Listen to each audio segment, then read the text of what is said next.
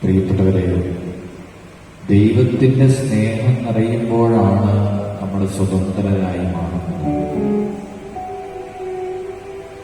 ആ സ്നേഹം കാൽവരിയിൽ നമുക്ക് കാണുവാനായിട്ട് സാധിക്കും. എന്തെന്നാൽ അവനിൽ വിശ്വസിക്കുന്ന ഒരുവനും നശിച്ചു പോകാതെ നിത്യജീവൻ പ്രാപിക്കേണ്ടതിന് വേണ്ടി തന്നെയുള്ള ചില തിന്മയുടെ കെണികളിൽ പെട്ടിരിക്കുന്നത് കൊണ്ടാണ്. നമ്മുടെ ചെറുപ്പക്കാരുടെ അവസ്ഥ ഒന്ന് നോക്കിക്കേ. എന്നാ അഹങ്കാരമാണ്. അതുകൊണ്ട് മാതാപിതാക്കന്മാരെ അനുസരിക്കുന്നില്ല, അവരെ കേൾക്കുന്നില്ല, അവരെ ബഹുമാനിക്കുന്നില്ല. ഇതൊരു കെണിയാണ് എന്ന് തിരിച്ചറിയാൻ നമ്മുടെ ചെറുപ്പക്കാർക്ക് സാധിക്കുന്നില്ല. പ്രിയപ്പെട്ടവരെ, ഇന്ന് ലോകത്തിൽ ഏറ്റവും കൂടുതൽ മനുഷ്യന് മെഡിസിൻ എടുക്കുന്നത് ഡിപ്രഷനാണ്. ഭയം ഒരു കെണിയായിട്ട് ആളുകളെ കീഴടക്കിയിരിക്കുകയാണ്.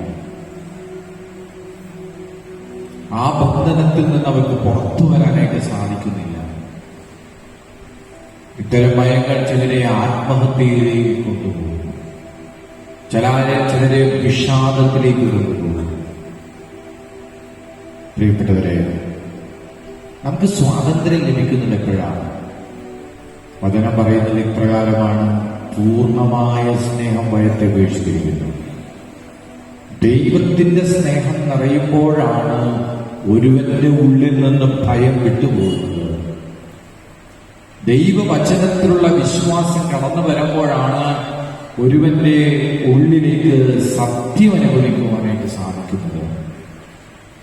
പ്രത്യേകിച്ച് ഇതേപോലെ നമ്മളെ കീഴടക്കിയിരിക്കുന്ന ചില ദുരാത്മാവിന്റെ സ്വാധീനങ്ങളാണ് നമുക്ക് രക്ഷയിലേക്ക് പോലും വരാൻ പറ്റാത്ത വണ്ണം നമ്മളെ മാറ്റി നിർത്തിയത്, ദൈവകൃപയിൽ നിന്ന് അകറ്റി നിർത്തിയത്.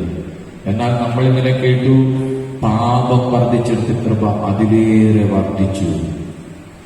അതുകൊണ്ട് ദൈവത്തിന്റെ കൃപയും യേശു നൽകുന്ന സ്നേഹവും ഒക്കെ ഇത്തരം ബന്ധനങ്ങളിൽ നിന്ന് പുറത്തു വരുവാനായിട്ട് നമ്മളെ സഹായിക്കും. എന്താ കർത്താവ് പറഞ്ഞത്? ഭയപ്പെടേണ്ട, ഞാൻ നിന്നോട് കൂടെയിരുന്നു. കണ്ണുകളടച്ച് കരകണ്ണച്ചോട് ചേർത്ത് വെച്ച്. പ്രിയപ്പെട്ടവരെ, നമ്മൾ ഒന്നിനെയും ഭയപ്പെടേണ്ട. ചിലരുടെ ഉള്ളിൽ നാളെയെക്കുറിച്ചുള്ള ഭയമാണ് അവരെ അകറ്റുന്നത്. നാളെ എന്റെ കരിയർ എങ്ങനെയായിത്തീരും, നാളെ എന്റെ പരീക്ഷ എങ്ങനെയായിത്തീരും, നാളെ എന്റെ മക്കൾ എങ്ങനെയായിത്തീരും, നാളെ എന്റെ കുടുംബം എങ്ങനെയായിത്തീരും, നാളെ എന്റെ ഭാവി എങ്ങനെയായിത്തീരും. നോർത്തോക്കിക്ക് നാളെ എന്ന് പറയുന്ന ഒരു ദിവസം ഭയപ്പെടുത്തുന്ന ദിവസമായി മാറുന്നു. ഇതെല്ലാം അടിമത്വങ്ങളാണ്. ഈ അടിമത്വങ്ങളിൽ നിന്ന് വചനം പറയുന്നത് പുത്രൻ നിങ്ങളെ സ്വതന്ത്രരാക്കി മനസ്സിലാക്കിയാൽ നിങ്ങൾ യഥാർത്ഥത്തിൽ